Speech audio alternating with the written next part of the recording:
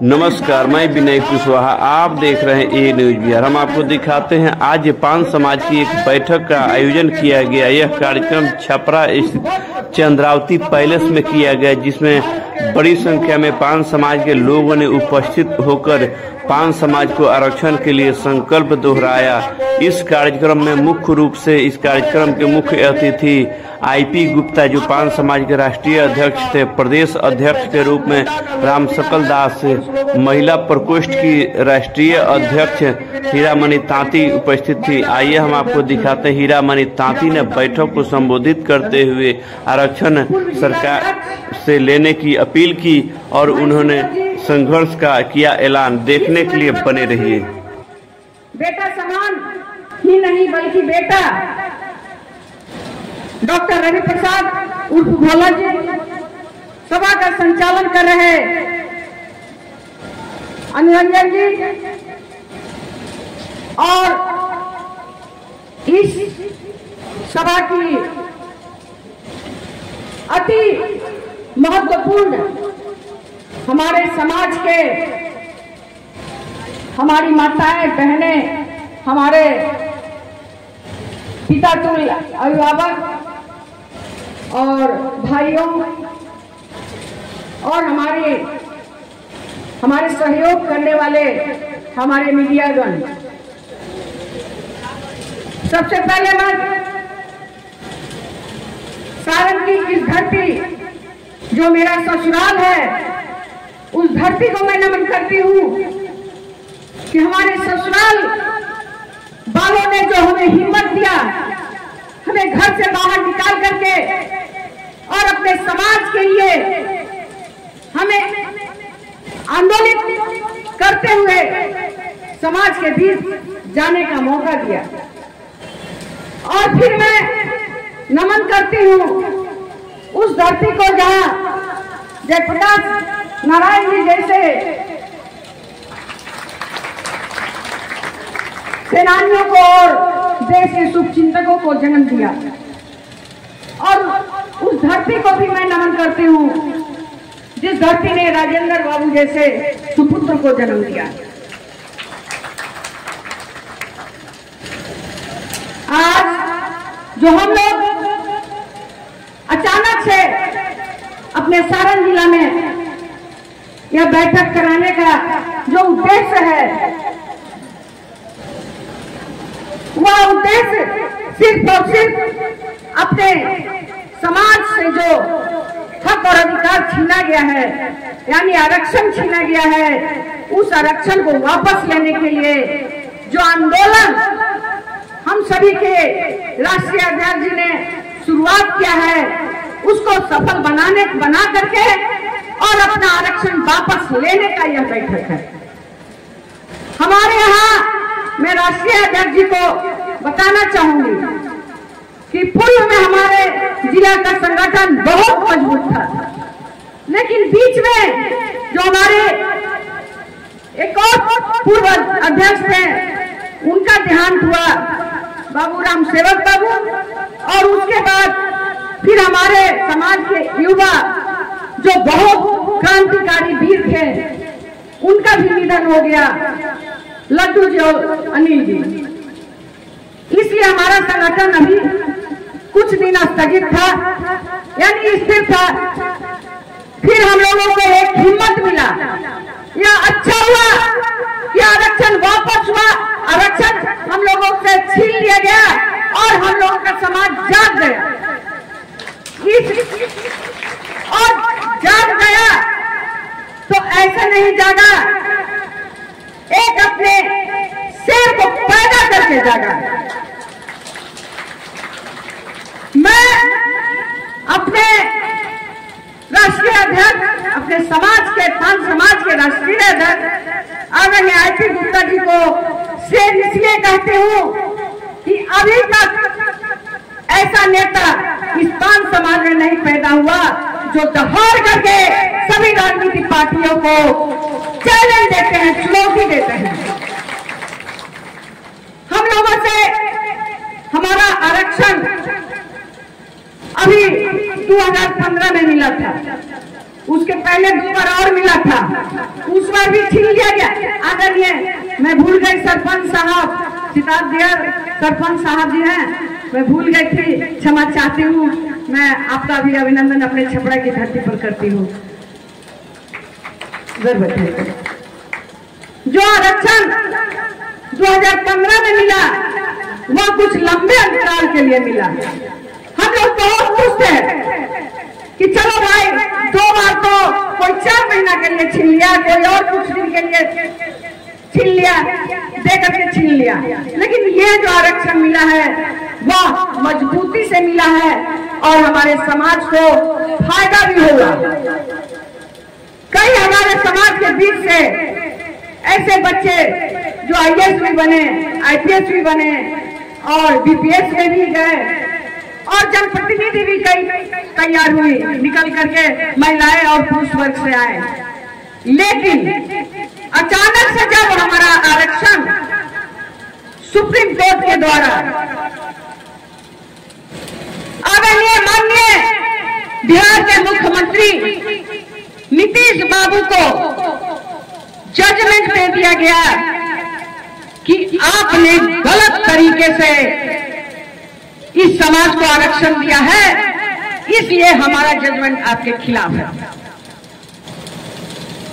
मैं कहना चाहती हूं और अपने माननीय मुख्यमंत्री से पूछना चाहती हूं इस मंच के माध्यम से, इस सभा के माध्यम से, कि आदरणीय मुख्यमंत्री साहब, आप एक मुख्यमंत्री हैं और वर्षों बरस से मुख्यमंत्री बनते हुए आ रहे हैं। आपकी सरकार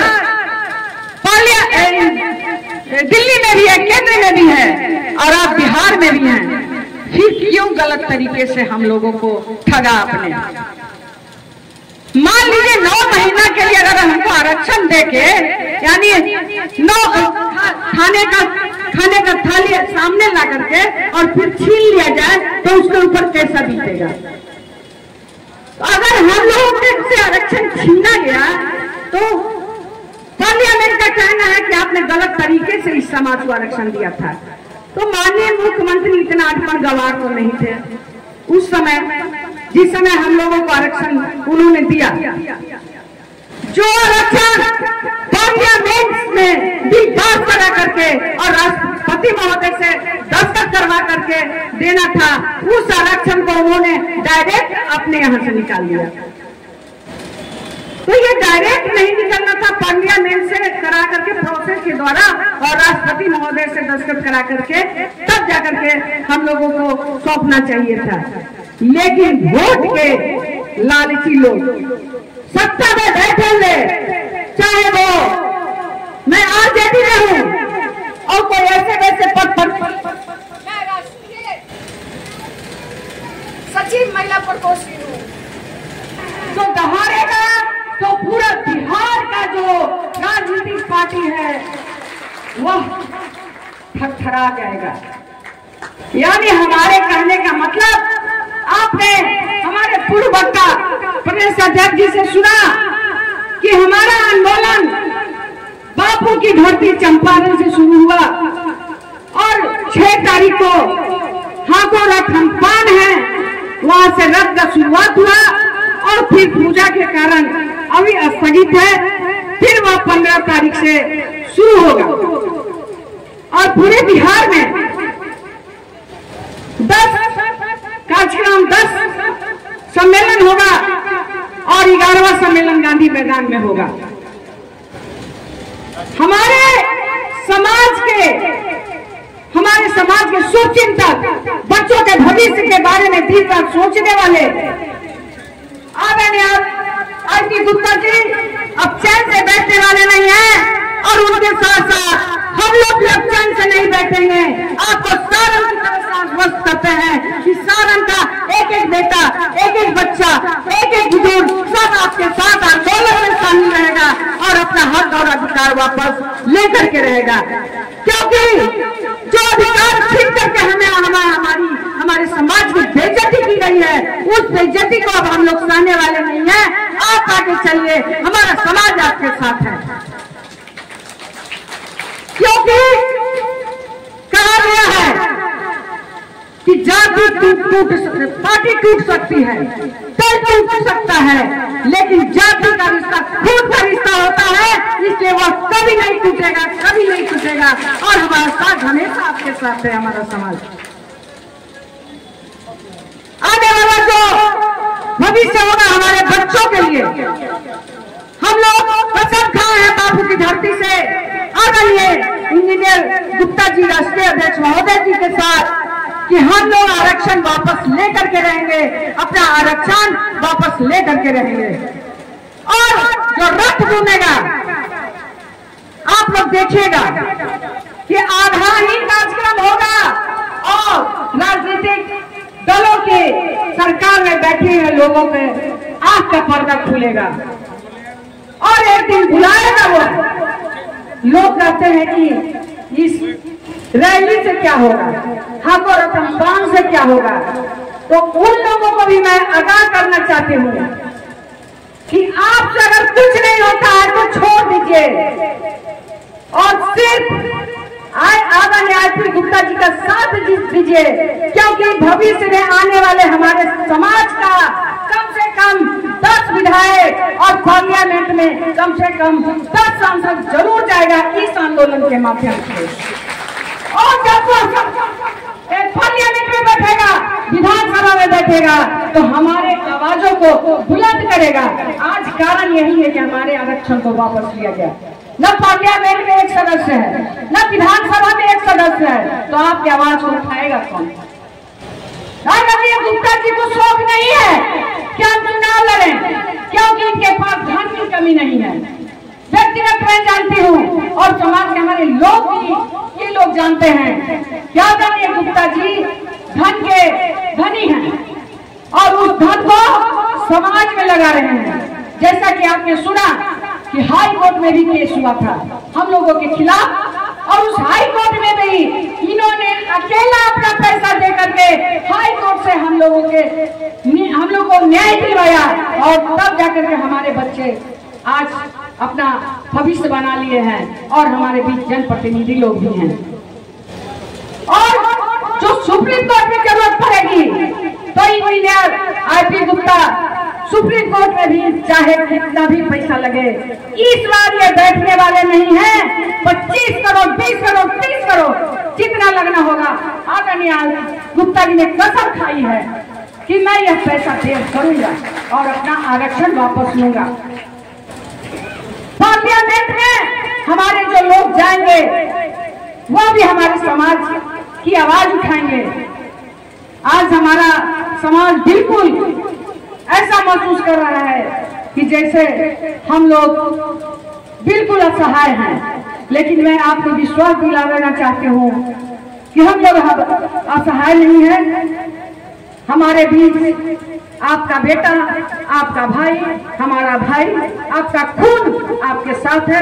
इसलिए इस आंदोलन में आप भी कूद पड़िए और अपने आरक्षण को लेकर के और तब जीवनावाद का नारा लगाइए। जय हिंद, जय भारत, जय कांग्रेस।